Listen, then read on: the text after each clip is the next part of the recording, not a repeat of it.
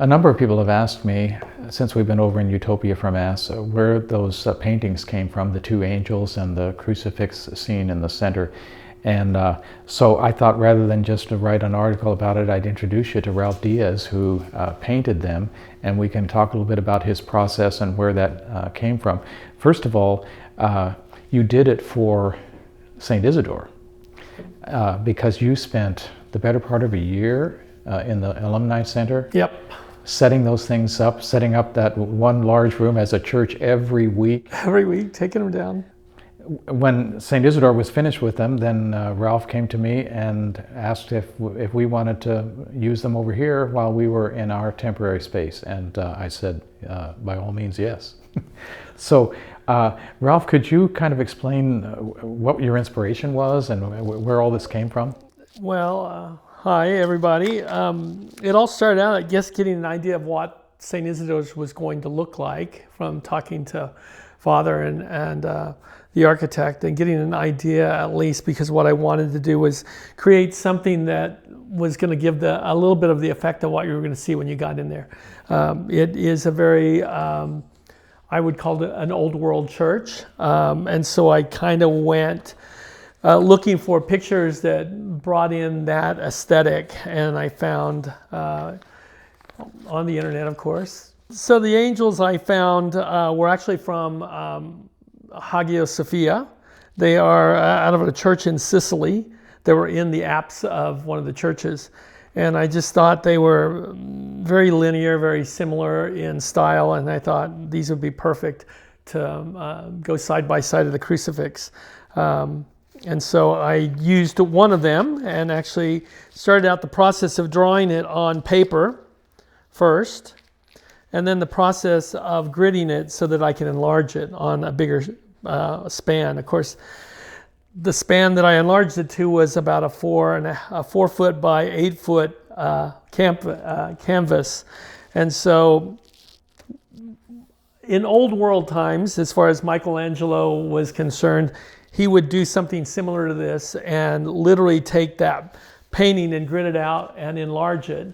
And when he got it to a point to where he enlarged it, he would punch holes around every single line of the drawing that he had done on an enlarged piece. They would then place that onto the dry plaster and tape it down, and then powder it with a charcoal sponge. And then when they pulled the paper off, those little spots that they had punched holes in left the drawing onto the plaster. And then he would paint that piece. Well, I'm lucky because I was able to use a overhead projector. So I had to then take that, rather than having to enlarge it, I had to put it on a piece of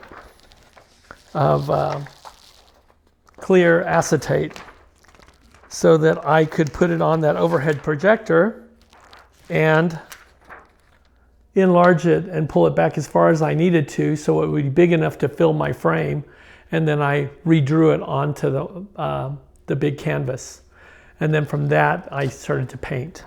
The process of doing it, I had to do it in a big, huge warehouse, which a friend of mine loaned me his warehouse. He made the frames for me. Tim White did those, and basically started out by painting the whole background gold. And then around each of the drawings, and then painting each piece to a certain degree. I ended up taking those things and putting them in my living room or my dining room, and I finished the painting in my dining room. So my whole dining room was filled with the big crucifix and two angels covering up my whole doorway. So they were there for about, I would say, a month and a half. It took me to paint these, all three of them. And I'd work on it every night when I got home, and I'd get up in the morning and paint a little bit more until they were done. So the second piece that you'll see was a crucifix, and the crucifix actually is something that I just kind of created myself. I knew they were going to use to change the cross itself, and so rather than using the old cross that we used at St. Isidore's, they made a new one. And so I made sure that my drawing had the same crucifix that they were going to put into the church. And if you've been in St. Isidore's, you know that the ceiling has blue sky and gold stars on it. So again, I gave the people a little something to to visualize before they actually got into the real church. So I knew that was going to happen, so I kind of tried to do that. Also, the Holy Spirit at the top, I knew was going to be in the window in the back of church at the very top, and also at the front of church at the very top of the crucifix. And so I kind of, like I said, tried to give them something that was going to be very similar to what they were going to walk into. And this was just out of my imagination. It wasn't something I found anywhere. It's just me being creative and drawing this piece. Again, I had to do the same thing. It went through a process of getting that enlarged on my big canvas, which is 9 feet tall by 5 feet wide, I think. And I did a layout of just doing the stripes on the back of the altar first, on the back of the piece. So the stripes I had to draw on there, and I had to paint these separately. So each piece got taped off so that I could paint every other one color. And then when that was done and dry, I flipped that tape and sprayed the other one. And then I overlaid it with one big light gold coverage so that it would shimmer. And then I drew the crucifix on it, the Christ, and put him down on it so that I could get him in place and center him on the points. And then hand painted him to, looking off my drawing, just started to paint until I got it where I wanted it.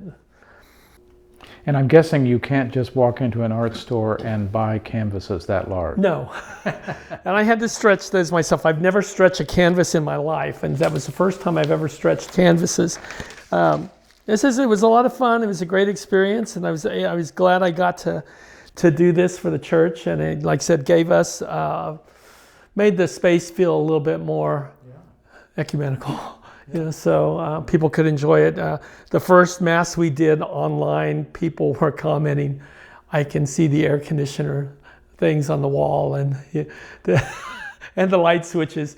And so that's kind of where this started. I said, I've got these started. I will get them done as soon as I can. And I think we went through 2 weeks without them before they showed up.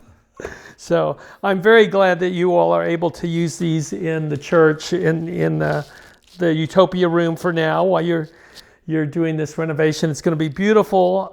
I hope that my painted art gives you an idea of what you're going to see when with what Father Coady created, because I personally think it's going to be absolutely stunning and beautiful. And God gave us this wonderful talent. I mean, I'm lucky, I'm blessed that I got the talent to do this, and the artist that he has doing his is going to be just phenomenal. So I hope that this inspires you and gets you ready to see what you're going to see when you walk in your new church, because I'm very excited for you all.